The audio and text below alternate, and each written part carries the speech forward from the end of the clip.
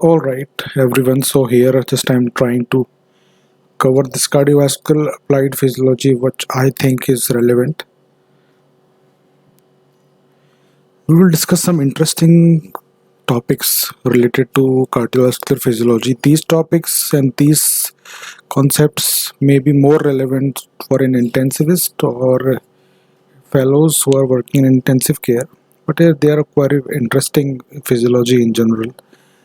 And they give us a template, a reason, a basics of how we manage shock, for example, how fluids works in shock, how inotropes work in shock, how increase in afterload affects the heart, and all those things.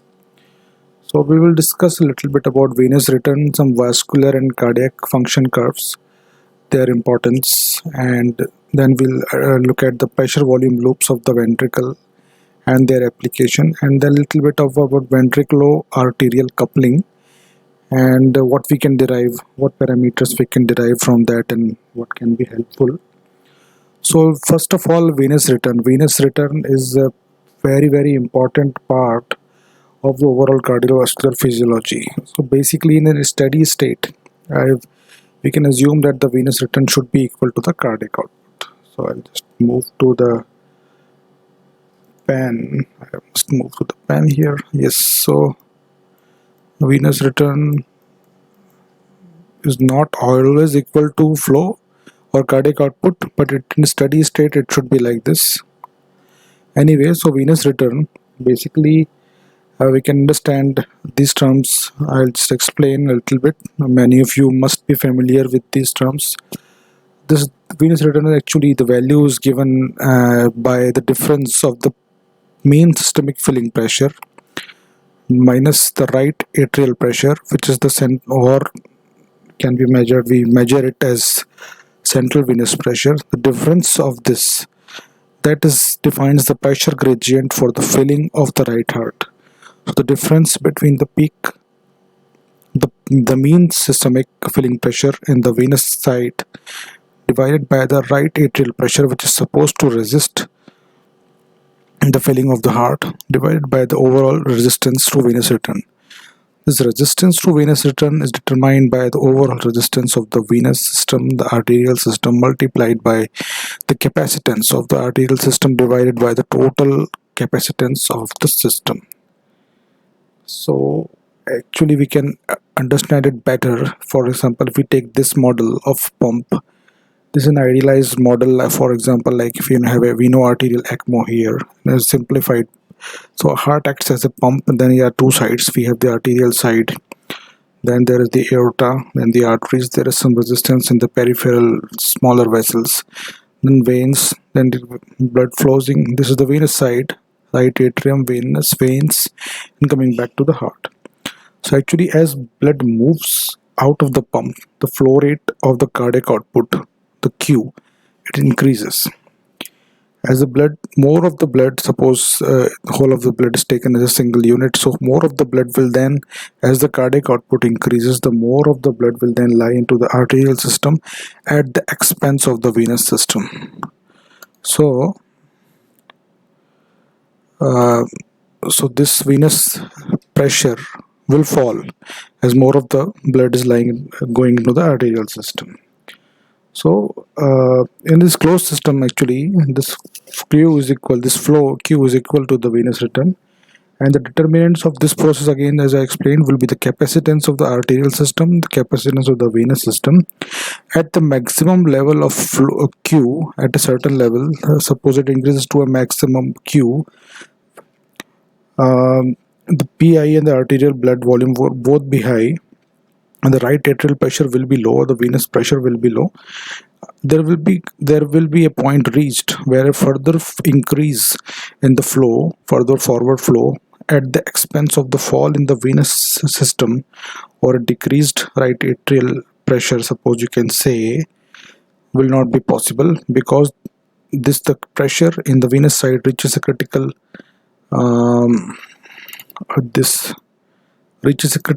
closing pressure, at which point the venous system would tend to collapse.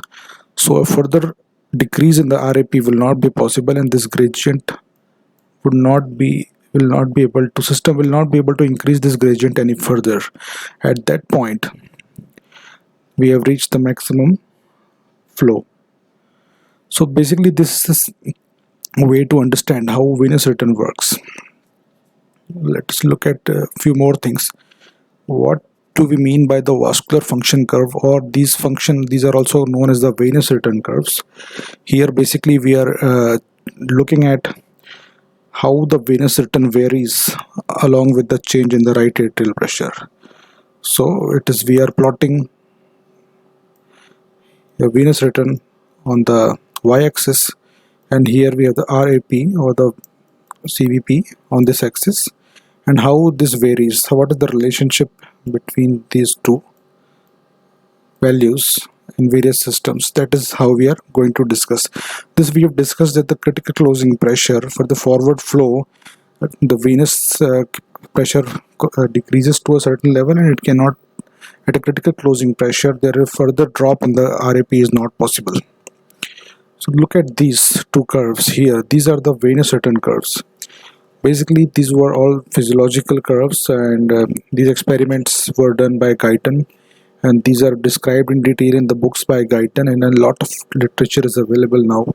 And I think these are important in when we are understanding about reading about the cardiovascular physiology, the applied aspects. What's happening here is that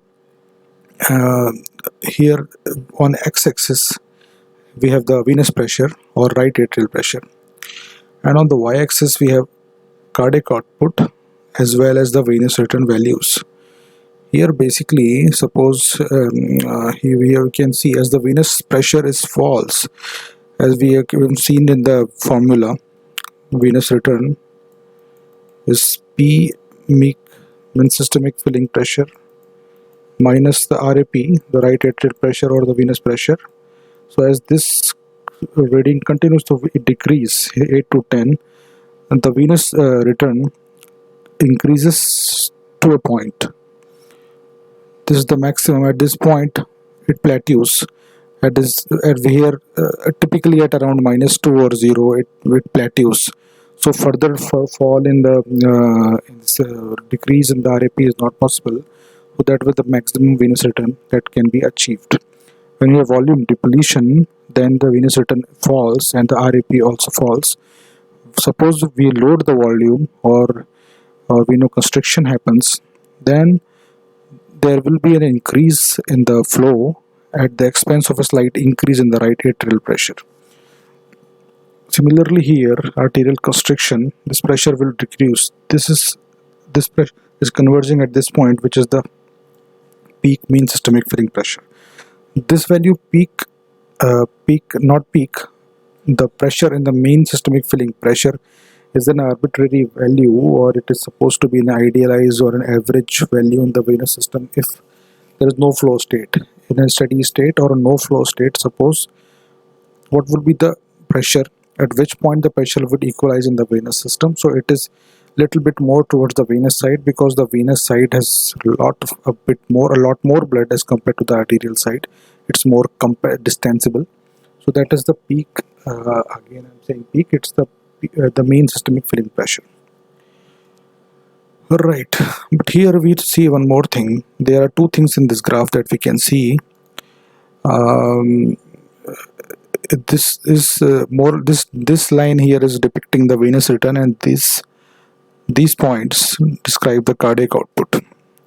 So as the pressure RAP increases, as we look at the Frank-Starling curves, as the RAP increases, so the distensibility of the muscle increases, the more contraction will increase, so the cardiac output will increase along these lines.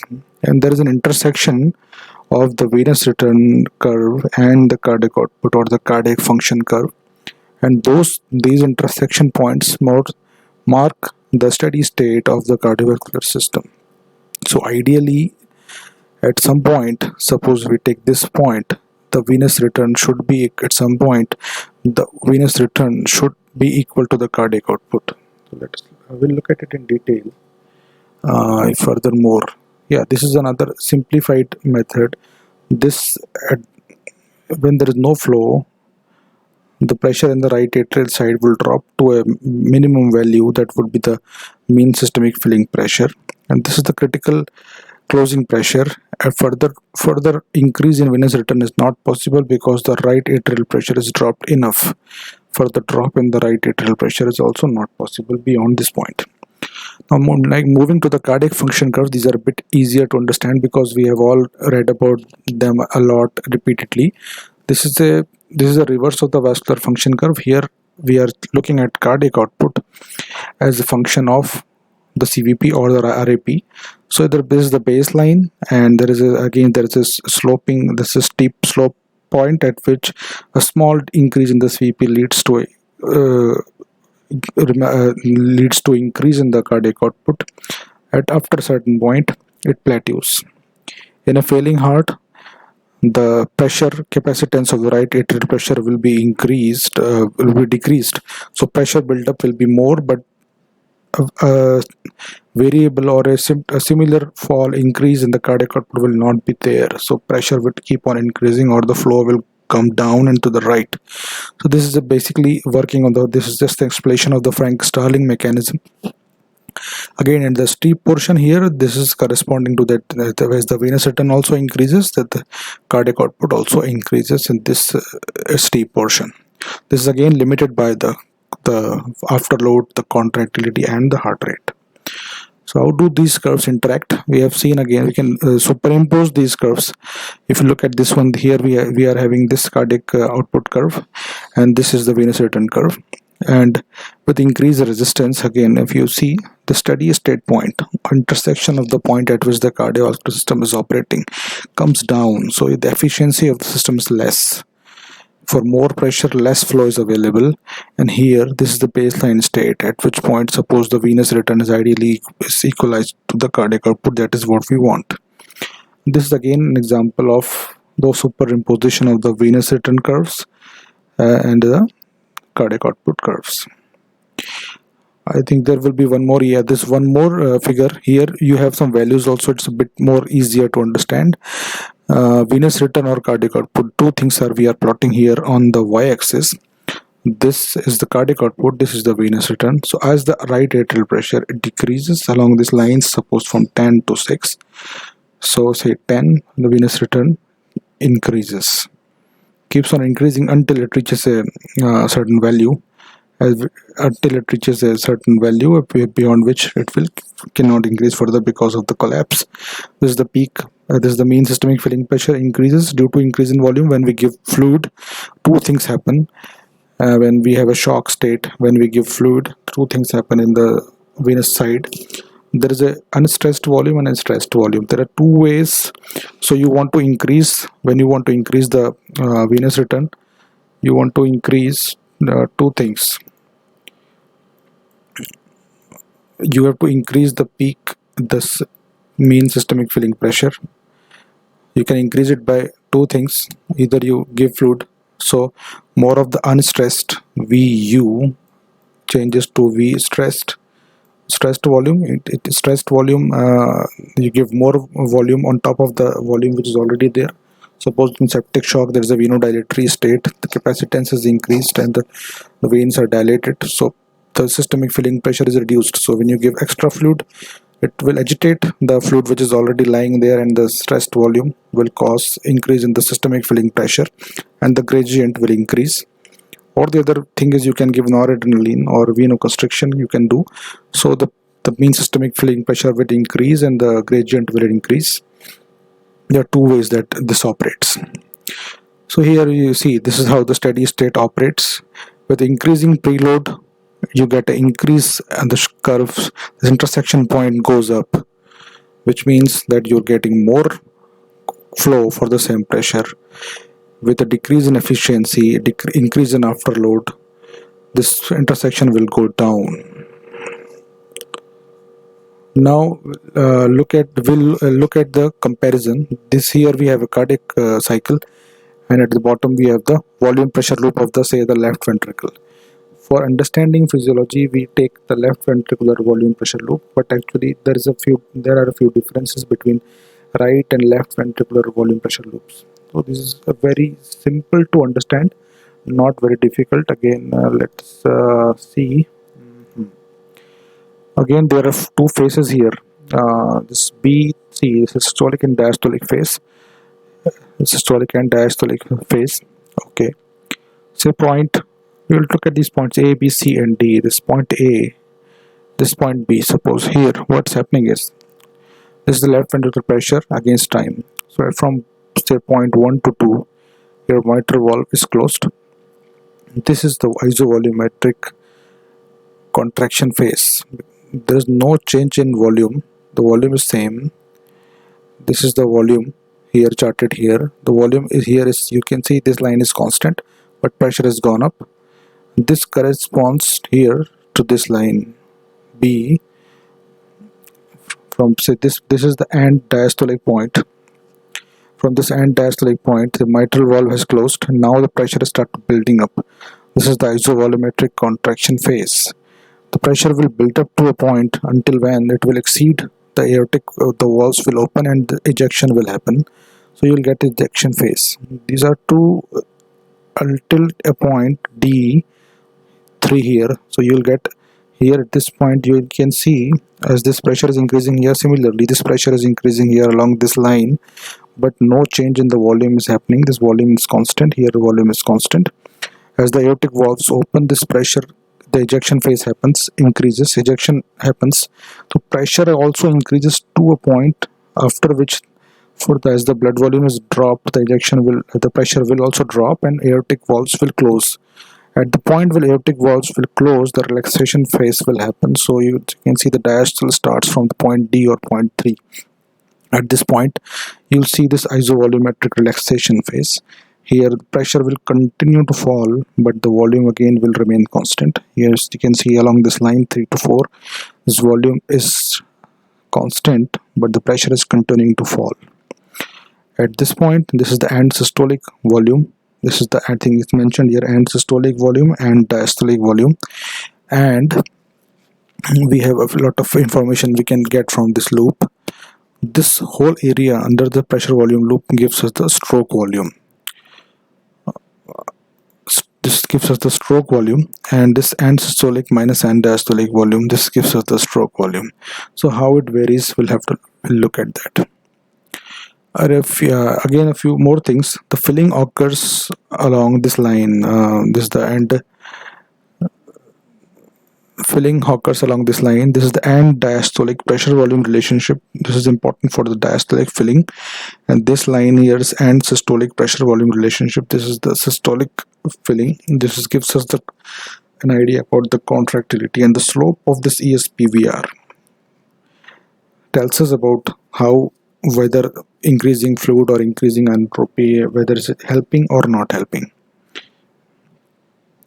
The filling occurs along this passive filling curve at the bottom, the end diastolic PVR. It's a reciprocal of the compliance. If the compliance is less, this ED PVR, the slope will increase. In ventricular hypertrophy, again the ventricle will be less compliant, the slope will be increased. So higher pressure will be there for a given volume. Now let's look at this. Suppose this is the ESPVR, gives us the systolic contractility phase. It gives us the maximum possible pressure that you can achieve for a given volume, and also it defines about the contractility as I said, inotropic state of the ventricle. Suppose the end diastolic volume is reduced. Suppose experimentally you generate a vena cava occlusion, or suppose in actual state you have hypovolemia, the end diastolic volume will be less. So as we have seen, this is the end diastolic volume, this point. Suppose this was our original figure. Suppose the end diastolic volume is less, so it operates from this line. So now what will happen is, at this point the end systolic volume will also be less, and over a period of a few beats the slope will keep becoming shorter and narrower. So loop height will also decrease and the maximum width also will decrease, so stroke volume is decreasing here. Alright, so peak systolic pressure achieved, the loop height increases because this is the pressure side, and the volume also decreases. So this is suppose we have, as we looked at, suppose this is a controlled curve. If you decrease preload or decrease the end diastolic volume, this is what is happening. This was the control area, but here then in the next cycle the end diastolic volume reached this point. So now only this much volume will be ejected out, but the end systolic volume will remain the same.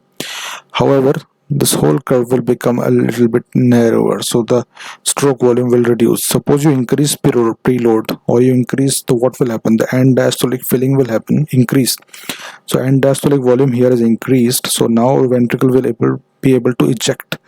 Supposing that this increase in the end diastolic volume does not affect the other things like compliance, the afterload, and the pressure, although in actual life it doesn't happen. There is always a compensation, partial compensation, but to understand what's happening here, we can see that with increase in preload, this end diastolic volume will increase, say, from this 150 line to say 200. So this whole of this blood will be ejected out toward the normal, to the same end systolic volume. So this loop will widen and the stroke volume will increase as the loop will widen. Alright, so this end systolic volume will remain unchanged if the afterload and inotropy stay constant. If, however, they increase, there will be some offset of this. See, let's see what happens with afterload. Say this is our control loop. This is pressure and the volume. This is the control loop. Yeah. So with increased afterload, what is happening is, we started with the same and diastolic volume here, and systolic volume and diastolic volume. We started with the same and diastolic volume, but because of increase in afterload, the isovolumetric contraction phase, the pressure has increased a bit more than the control condition. And after that, the ejection here pressure has continued to rise a bit more, but the effectiveness is reduced, so the ejection is reduced. So this line has ended at a higher value, so the end systolic volume has increased, which we don't want, which means that the overall ejection of the blood forward has decreased. So with increase in afterload, the volume pressure loop becomes narrower and taller, moves up and to the left.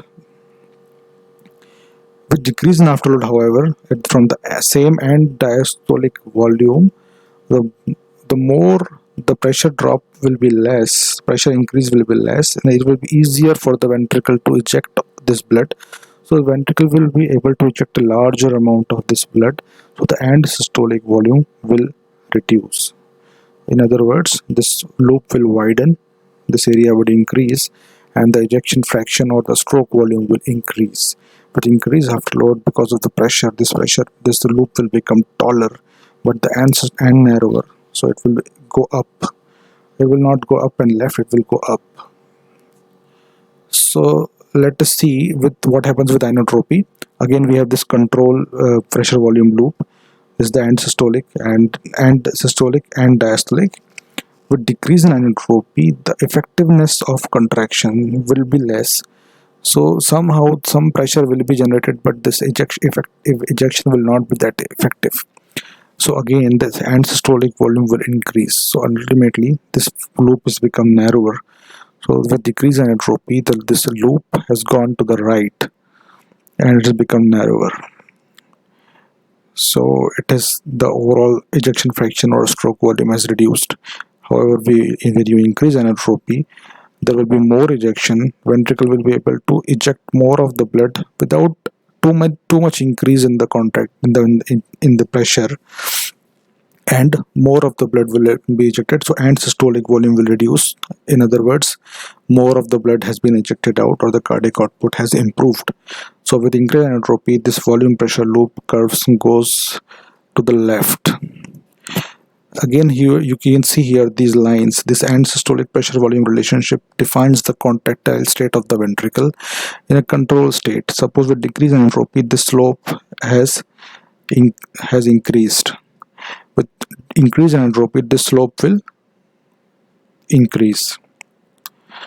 So this is how these things work. Again, there are a few more things. This is another depiction of that same thing. We have the pressure, we have the volume, and systolic and diastolic volume.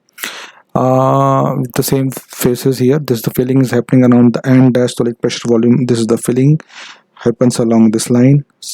Contractility happens along this line. This is the point at the maximum pressure that can be achieved at a given volume. So mitral valve closure. However, this we have understood this is the volume pressure loop. However, this contractility or the forward flow is opposed by the resistance of the arterial system, that is the arterial elastance. This is the EA, that is the opposing factor. So again, that defines the ventricular, how the ventricular ejection is affected by the resistance in the arterial system. That is called the ventriculo-arterial coupling. Heart here is contracting against the resistance of the arterial system. Here EES, here this slope of the ESPVR is the cardiac contractility. This is the effective arterial elastance. The ratio of this basically defines the effectiveness of the overall state. So ideally this elastance EA should be equal to half of the EES. That is at the point the ventricles are most efficient. However, if there is increased afterload or stress conditions, the ventricle sacrifices the efficiency at the cost of to maintain the stroke work. So the ratio of EES to EA goes close to 1. That is a state in which you see that the heart is under stress. So stroke work, a few things more. If you look at some more papers, that's this volume pressure loop here defines the stroke work, but this area here, the along this PES is the ES-PVR relationship, this is the ED-PVR relationship. If you take those two lines here, this area here defines the potential energy. This is the stored elastic energy into the system, arterial system. So external work is equals to actually stroke work, and this is the stored energy, or you can say the inertia or the potential energy. The pressure volume area is basically stroke work divided by the PEA, which is the potential energy. So what are these applications? So these are again the main clinical applications. So we have seen how preload, afterload, and contractility affects this, and how lucitropy, energetics, and ventricular arterial coupling. There are a lot of complicated graphs about these relationships of the elastance, arterial elastance, and the contractility. So these are used in the various situations like transcatheter aortic valve implementation, revascularization, heart failure diagnosis and treatment, and a lot of questions are also asked in the exams of intensive care fellowship exit exams in India. And mechanical circulatory support, again these are all based on this basic physiologies. So that was all in this, and I hope just actually I read this out of interest, and I hope I could make it a bit interesting and bring out some clinical aspects